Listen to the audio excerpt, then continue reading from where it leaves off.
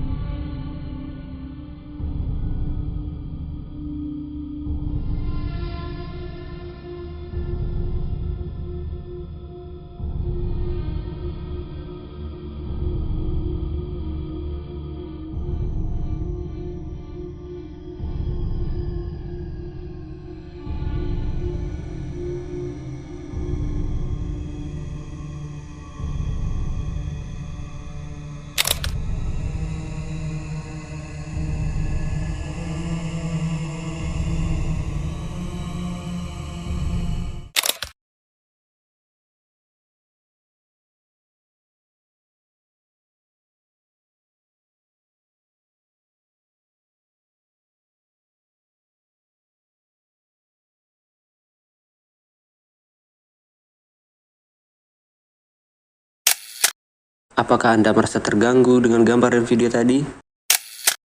Ruang liminal diartikan sebagai ruang yang berada di perbatasan, ruang yang berada di antara panggung depan atau panggung belakang.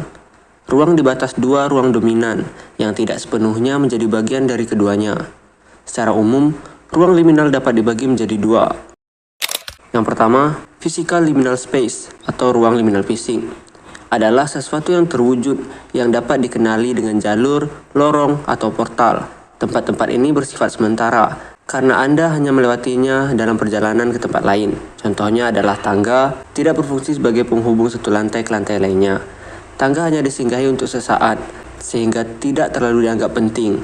Namun, terjebak di tangga tanpa adanya jalan keluar tentu menakutkan dan menimbulkan perasaan yang tidak nyaman. Yang kedua, emotional liminal space. Liminal space menggambarkan waktu antara berakhirnya suatu bagian kehidupan dan dimulainya fase berikutnya. Sederhananya, emotional liminal space dapat dianggap sebagai periode transisi. Misalnya, momen perceraian, pubertas, kematian orang yang dicintai, kelulusan, perubahan karir, hingga mendapat diagnosis penyakit serius.